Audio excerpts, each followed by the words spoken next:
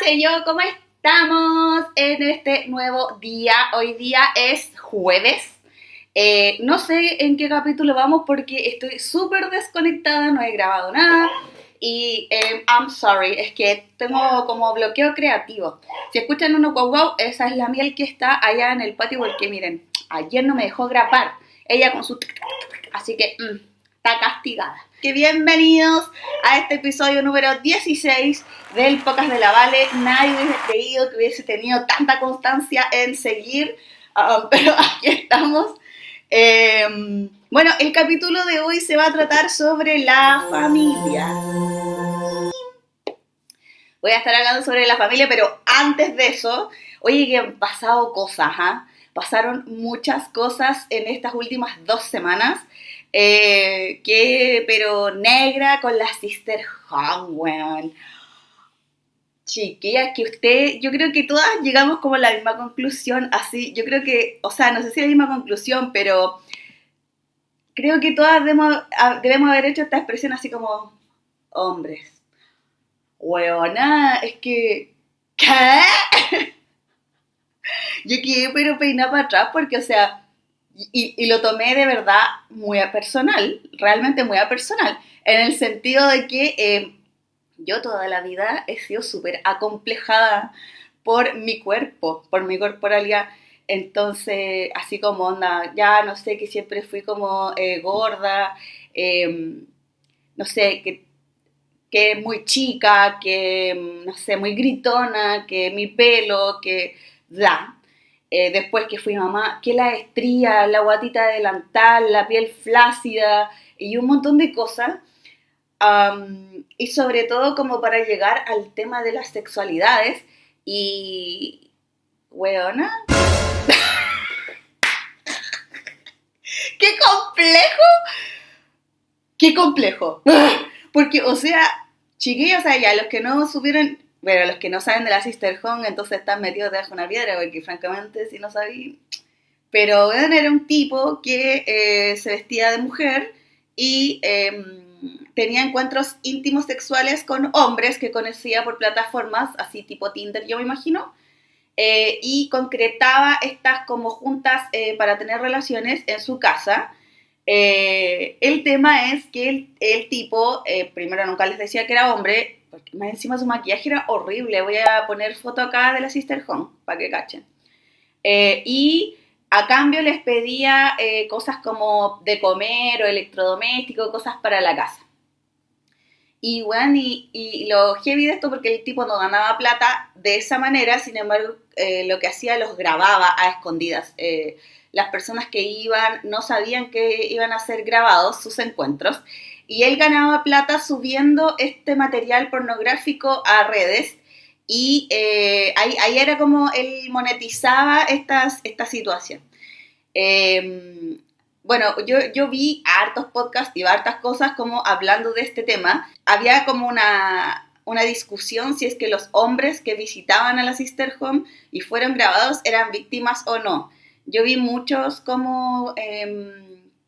opiniones, pero yo creo que sí. O sea, yo creo que sí eran víctimas porque fueron grabados sin su consentimiento.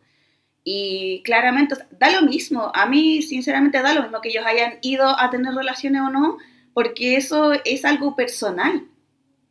Y yo me imagino que a lo mejor tampoco sabían que él tenía relaciones con muchas personas, ¿cachai? A lo mejor en este como intercambio de, no, yo no sé qué plataforma era en la que ellos como que concretaban esto, pucha, quizá era Tinder, pues, entonces...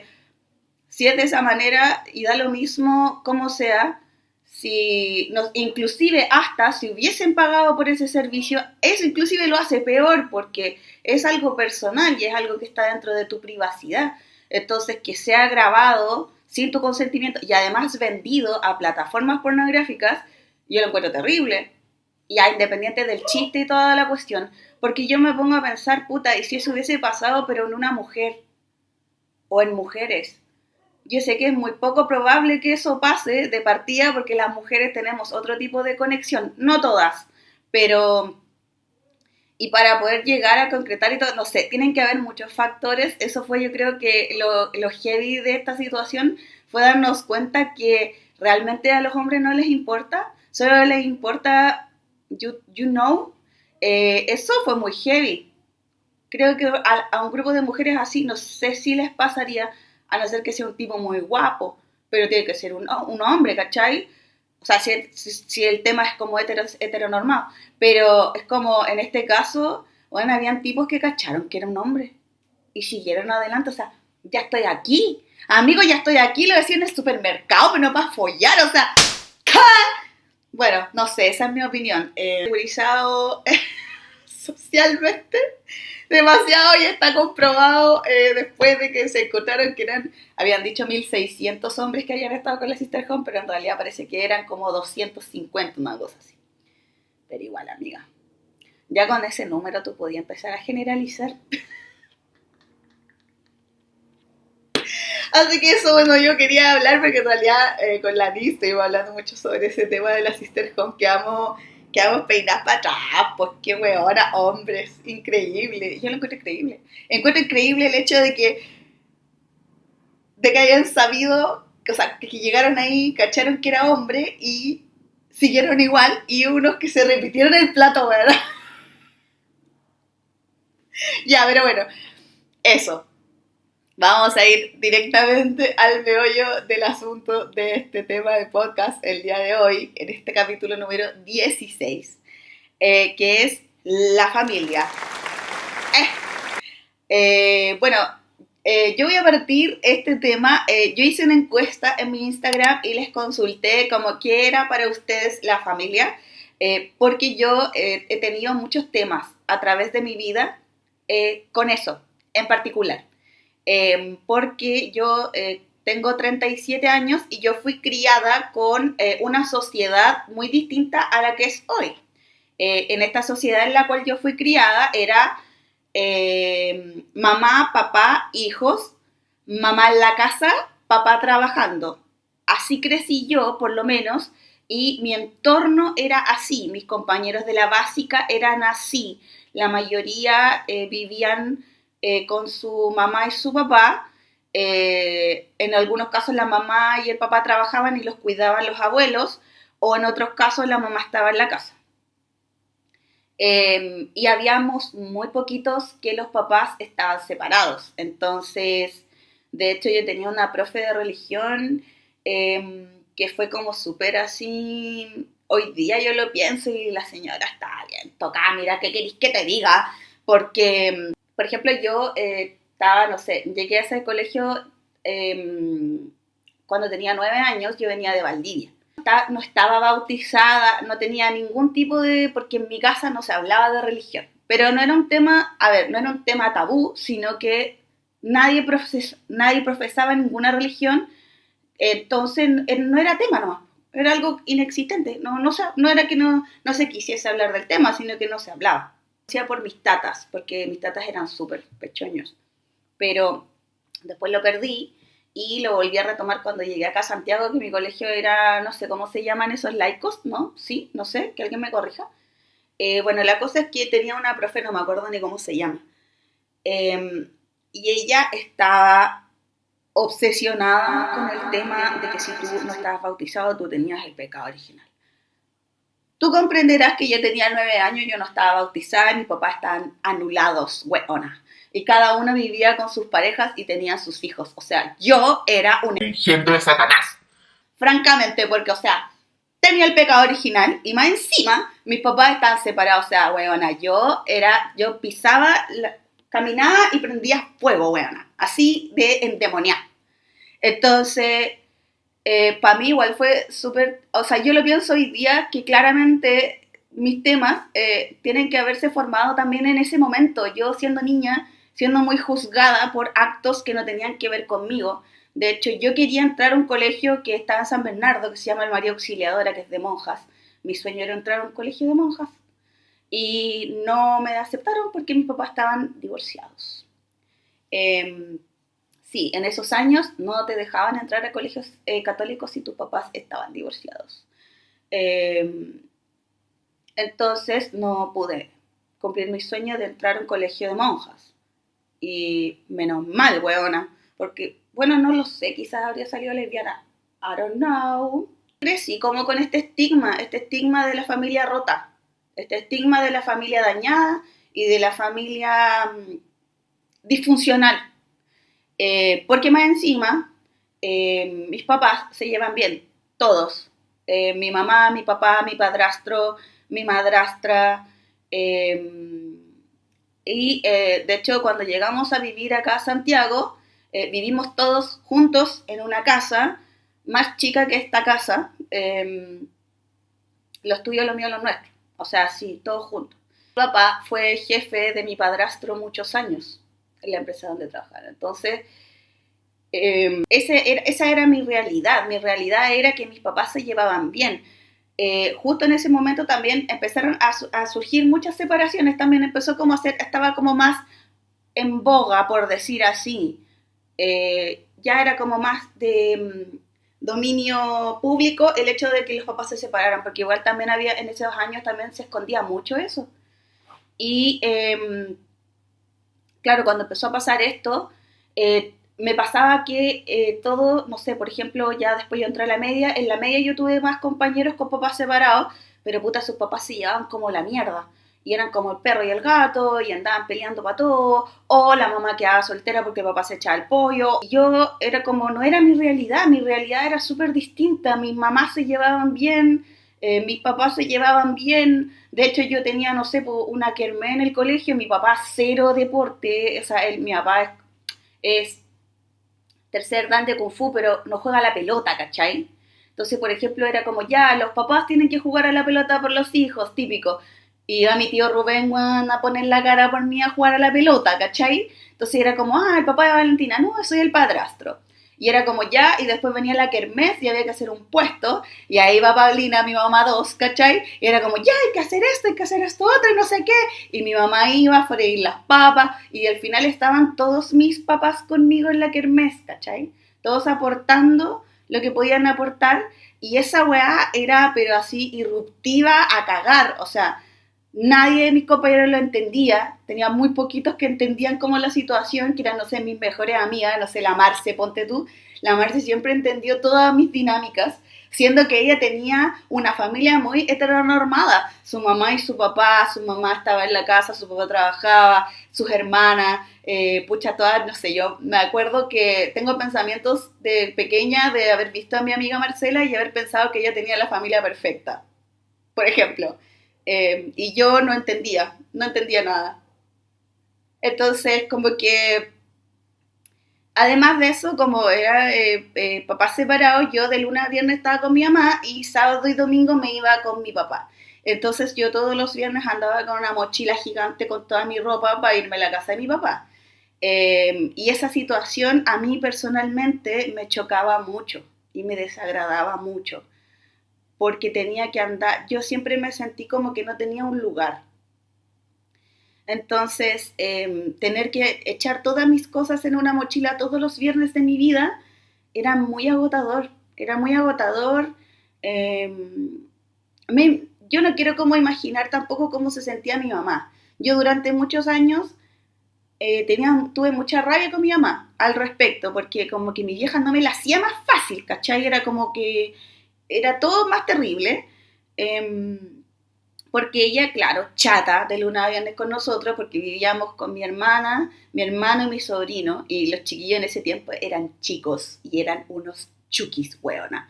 Unos chukis destructores de hogares, absorbedores de almas, una suerte de mentores. Entonces yo hoy día como que ya entiendo mucho a mi mamá que ya estaba podrida, además no tenía las herramientas como para poder sobrellevar esa situación. Entonces llegaba los viernes y mi mamá así como, bueno, ándate y no vuelvas. Pero claro, eso me trajo a mí mucha cola. A mí como adolescente y a mí como adulta. De hecho, yo creo que hoy día puedo hablar muy bien sobre esto porque siento que he sanado muchas heridas a través de los años. Hubieron muchas etapas en mi vida en las cuales yo me sentí muy sola y no sentía como este sentimiento de pertenencia, como de pertenecer a algo, porque como constantemente tenía que estarme moviendo, nunca sentí como que pertenecía a algo. Además, mi mamá siempre arrendó casa. Entonces no podíamos tener pieza, porque mi vieja, no, no hagan esto, no, no peguen cosas en la pared porque la casa no es de nosotros, etcétera, etcétera. Y después yo me fui a vivir con mi papá cuando tenía 15 años, ahí tuve pieza. Espectacular, weón, una pieza de ensueño. Yo la diseñé en los Sims. Me quedó espectacular.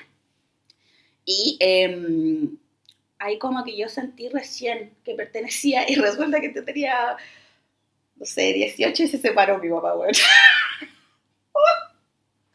¡Mira, catalán! Entonces, otra vez, weona, otra vez la familia se rompió, ¿cachai? Entonces yo crecí con esta weá de la familia heteronormada, que es mamá y papá, nunca me sentí pertenecer, weón. Entonces hoy día, por ejemplo, amo mucho los conceptos de familia que hay, porque ya la familia no tiene que ver casi con la sangre, tiene que ver con las afinidades y con el amor.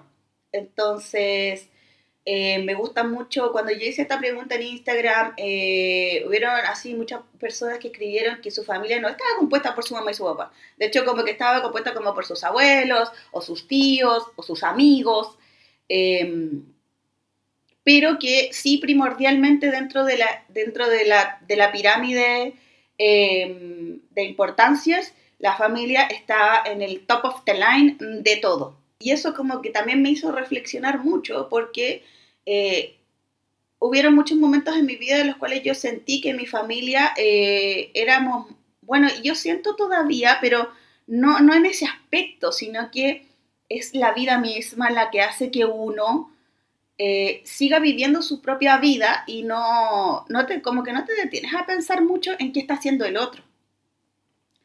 Entonces yo sentía que eso era como muy de nosotros, muy mi familia es así. Entonces, pero pasa algo, bueno o malo, y están todos. Aquí no se mide quién es mamá, quién es papá, quién es pariente, quién es no. No, están todos. Están todos. Están mis hermanos, mis padrastros, mi madrastra, que a pesar de que no está con mi papá hace 10 años, sigue siendo mi mamá. Y sigue estando ahí. Y cuando alguien necesita algo, ahí está. Y cuando vienen los niños del sur, ahí está la abuela, ¿cachai? Siendo que ya no tiene relación con mi papá. Y no es mi mamá, pero es mi mamá.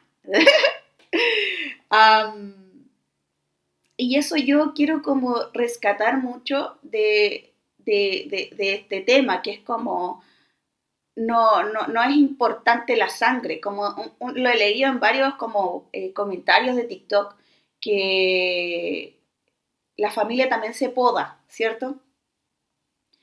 Pero siento que es porque el concepto de familia es algo súper personal, es algo muy tuyo, es como tú lo veas, como tú lo sientes y como tú lo vives.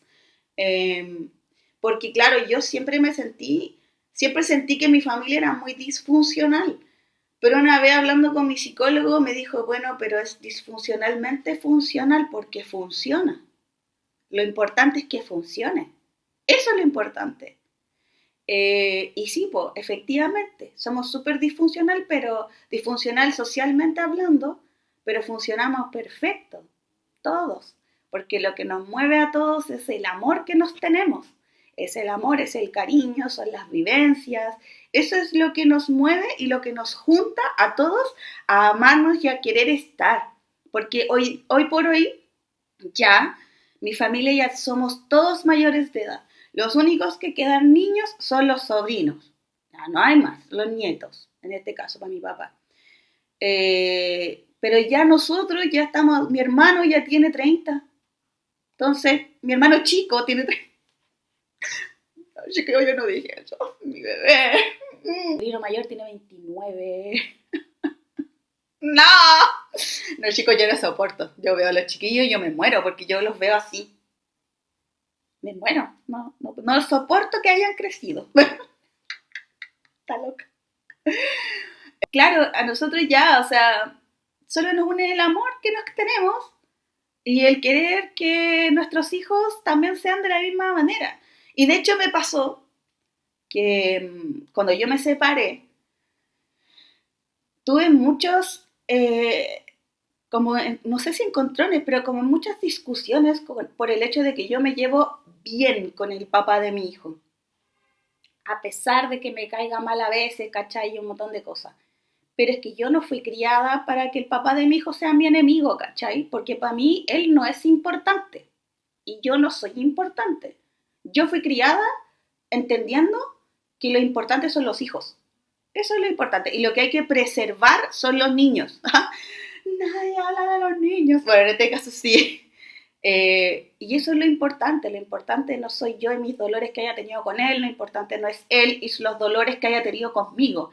Lo importante es que los dos somos papás de León y lo importante es León, por sobre todo. Entonces, sí, hay un montón de cosas. Hoy por hoy ya no es tanto, la verdad, debo ser súper sincera, y hoy por hoy me cae mejor que hace 3 años atrás. Pero a pesar de que, no sé, al principio me caía como las weas, no lo quería ni ver, y más encima yo Valentina, soy la buena al contacto cero, o sea, imagínense, chicos. Eh, Así todo, yo no dejé, ¿cachai? Que el ego fuera por sobre mí, porque para mí lo importante de siempre, por sobre todas las cosas de mi vida, es mi hijo, ¿cachai?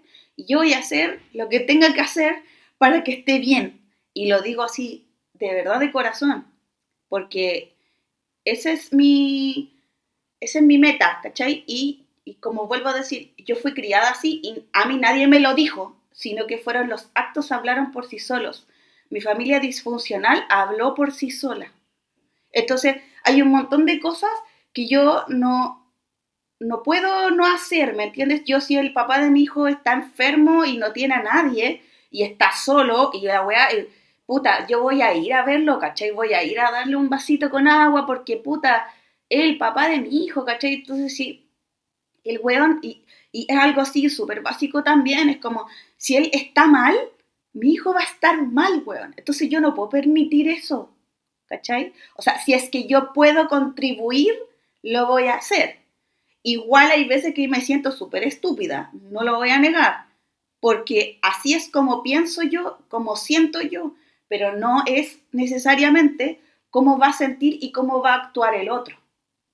Entonces, cuando me vienen estos arranques de que me siento medio estúpida, es porque yo sé que la otra persona no va a hacer eso por mí, ¿cachai? Y uno, aunque no quiera, dentro de lo más profundo de su alma, igual está esperando algo. Uno siempre está esperando algo. Un gracias, una palmadita, un abracito, un vasito de café, no sé. Pero tú siempre estás esperando algo.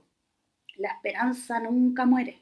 Entonces, eso ha sido como lo más difícil de esto.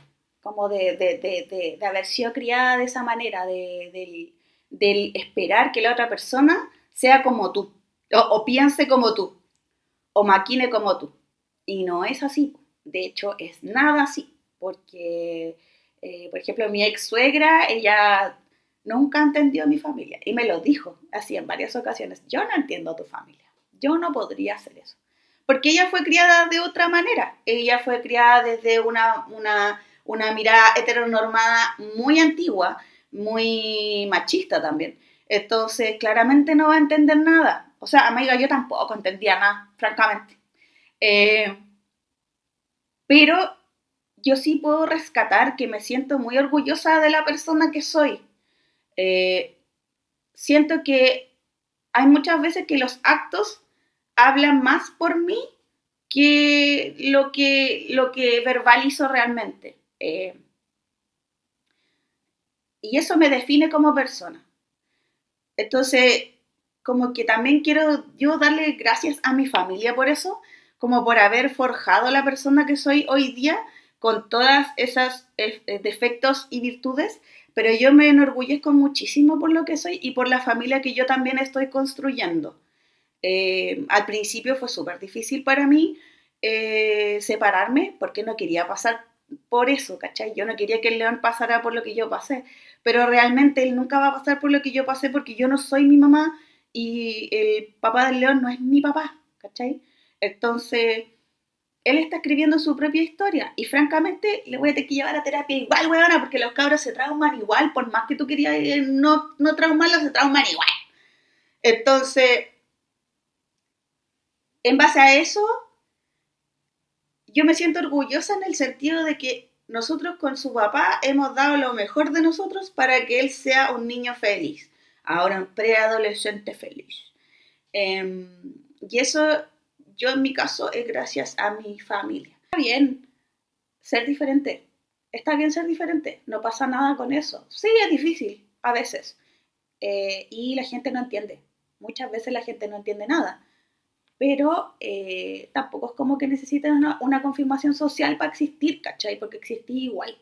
Entonces, estoy muy contenta de hoy día, teniendo 37 años, poder hablar de este tema con profunda felicidad, con profundo afecto, y no sentir esa pena que sentía cuando era joven.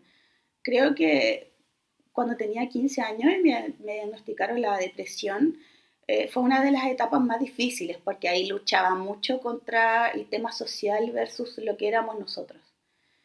Eh, Me pasa que yo como muy orgullosa, muy tauro para mis weas, yo nunca, jamás en la vida me avergoncé. Ya, eso sí que no, jamás.